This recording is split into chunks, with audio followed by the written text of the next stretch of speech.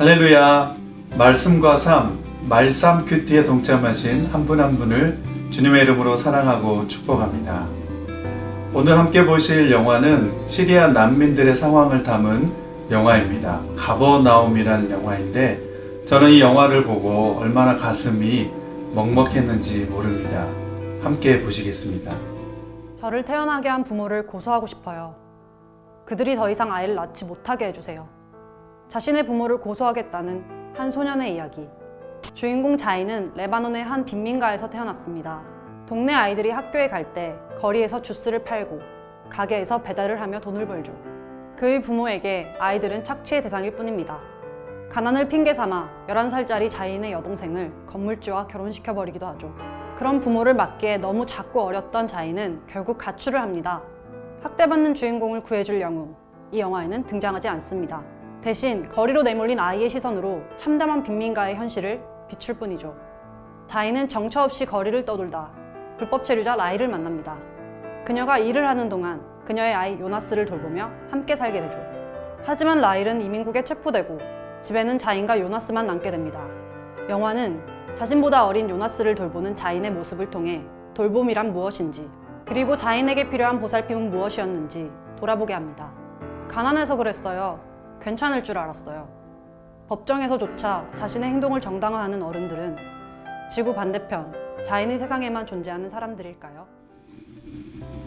유엔 난민기구에서 발표한 2020년 세계 난민 현황은 약 2,590만 명 정도라고 합니다. 많은 국가들이 난민들이 들어오지 못하도록 막을 방법만 찾고 있습니다. 많은 난민들과 어린이들이 육상과 해로를 통해 목숨을 건 위험한 여정을 떠날 수밖에 없고, 이 난민들은 인신매매업자들의 표적이 되고 있습니다. 이제는 교회가 나서서 세계 난민들에 대해서 따뜻한 관심을 가져야 하고, 교회가 이들을 선교적인 대상으로 삼아야 합니다. 오늘 말씀 신명기 25장의 말씀도 이러한 인간의 존엄성에 대해서 생각해 보게 됩니다. 신명기 25장 1절에서 3절에 있는 말씀입니다. 사람들 사이에 분쟁이 생겨서 그들이 법정에 서게 되면 재판장은 그들을 재판하여 옳은 사람에게는 무죄를, 잘못한 사람에게는 유죄를 선고해야 합니다. 유죄를 선고받은 사람이 매를 맞을 사람이면 재판관은 그를 자기 앞에 엎드리게 하고 죄의 정도에 따라 매를 때리게 해야 합니다. 그러나 매를 40대가 넘도록 때려서는 안 됩니다. 40이 넘도록 때려서 당신들의 결례가 당신들 앞에서 천히 여김을 받아서는 안 됩니다. 재판장에게 유죄를 선고받아 매를 맞을 때에도 최고 40대로 매를 제한할 때 생각한 것은 몸이 과연 이 매를 견딜 수 있겠느냐에 달려있는 것이 아니라 인간의 존엄성을 생각한 처사였습니다. 인간의 존엄성은 그가 아무리 범죄자라 할지라도 지켜져야 마땅합니다. 하나님은 그 사람의 인권과 생명을 존중하셔서 형량에도 제한을 두도록 하셨습니다.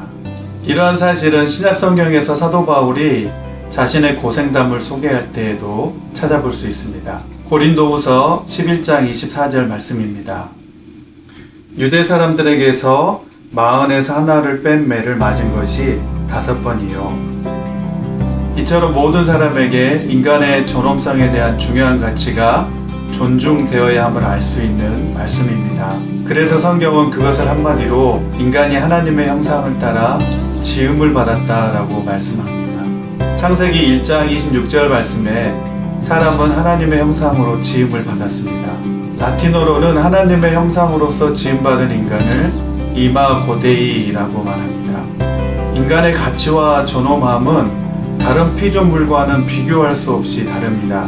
이것은 바로 사람이 하나님의 형상을 따라 지음을 받은 것에 근거한 것이기 때문입니다. 우리의 삶 속에서 하나님의 이미지, 이마고데이가 드러나는 그런 세상, 하나님의 나라가 실현될 것을 꿈꿔보고 소망해봅니다.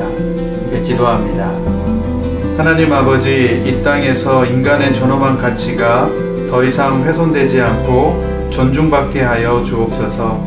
하나님의 형상으로 창조받은 존귀한 주의 자녀들이 되어 서로 사랑하며 섬기게 하여 주옵소서. 예수님의 이름으로 기도드립니다. 아멘.